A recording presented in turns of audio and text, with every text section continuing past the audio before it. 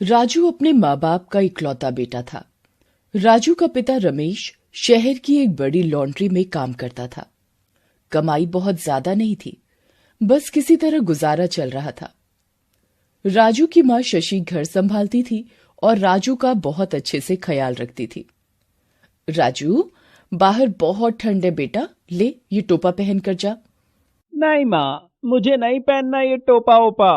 सिर में बहुत भारी भारी लगता है। नहीं राजू, बाहर इतनी ठंडी हवा चल रही है, कानों और सिर में लग गई ना तो बीमार पड़ जाएगा। चल इधर आ जल्दी से। शशि जबरदस्ती राजू को टोपा पहना देती है, लेकिन घर से बाहर जाते हुए राजू अपना टोपा उतार कर घर पर ही छोड़ देता है।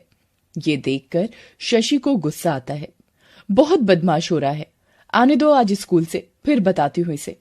क्या हुआ शशि, क्यों गुस्सा कर रही हो? बच्चा है, अभी मस्ती नहीं करेगा तो कब करेगा?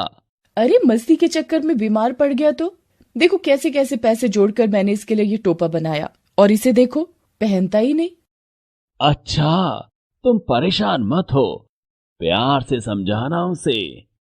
ये सब छोड़िए, ये बताइए साहब से बात हुई क्या?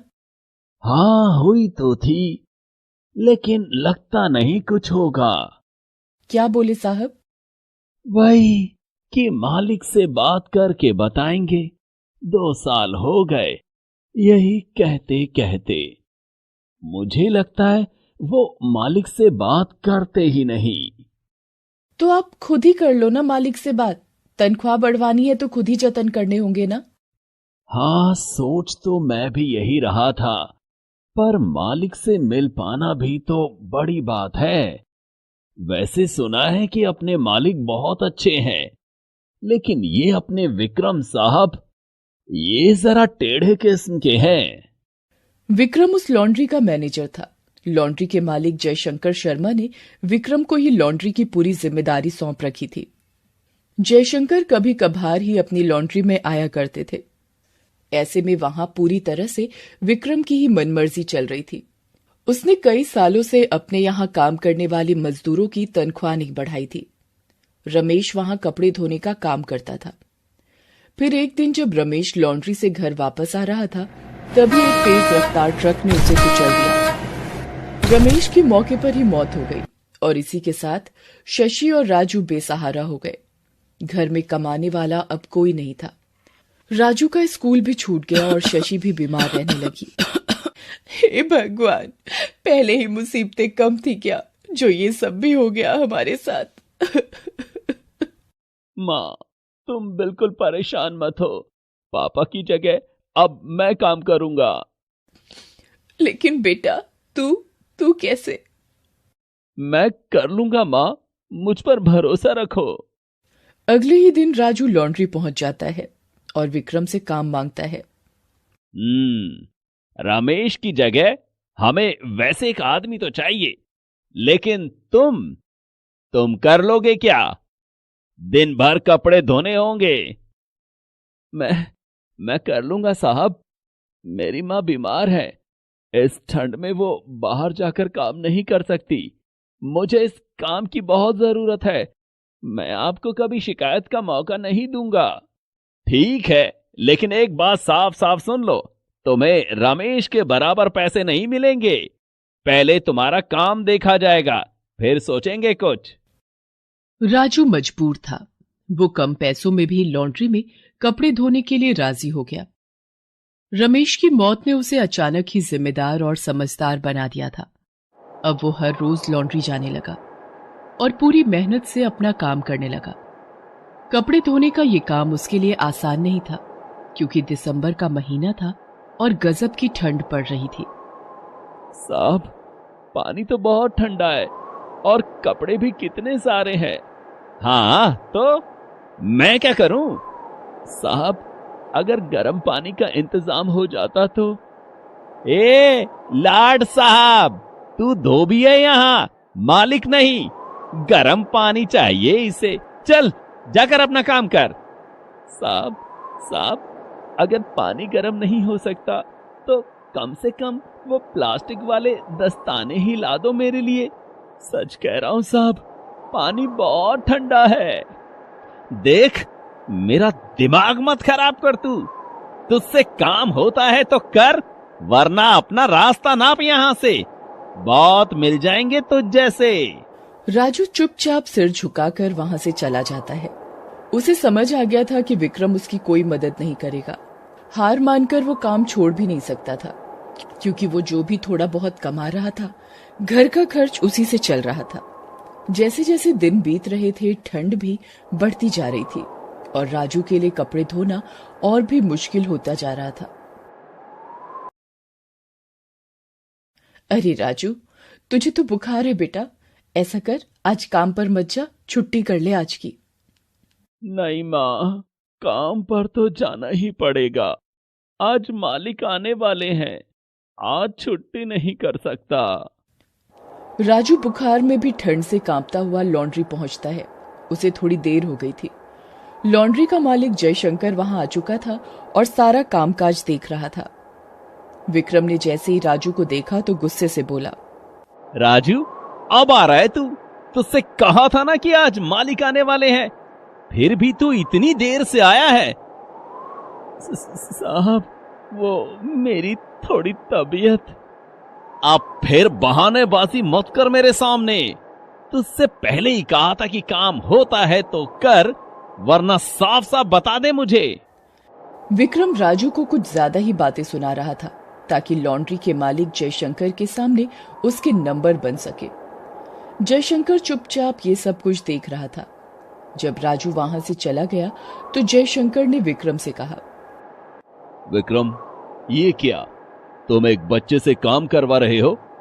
सर, ये खुद ही आया था मेरे पास काम मांगने।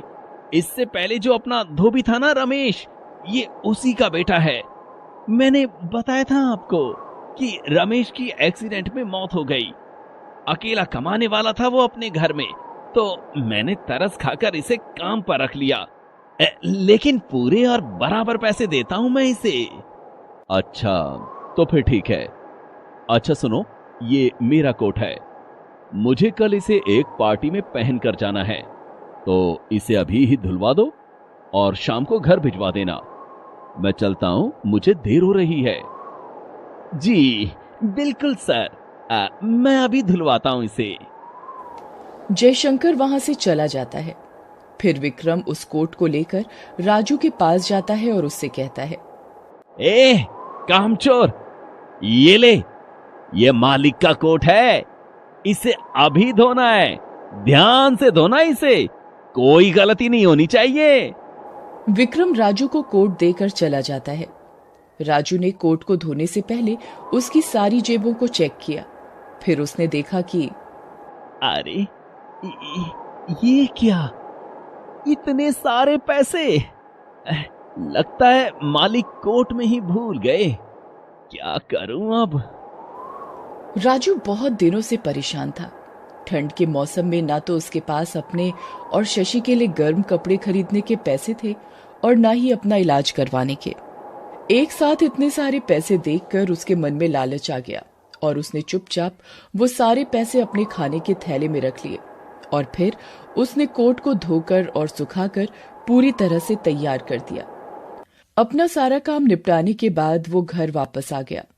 घर आते ही वो अपनी माँ से बोला, माँ, तुम आज की छुट्टी करने को कह रही थी ना मुझसे। अब उस काम की हमेशा के लिए छुट्टी।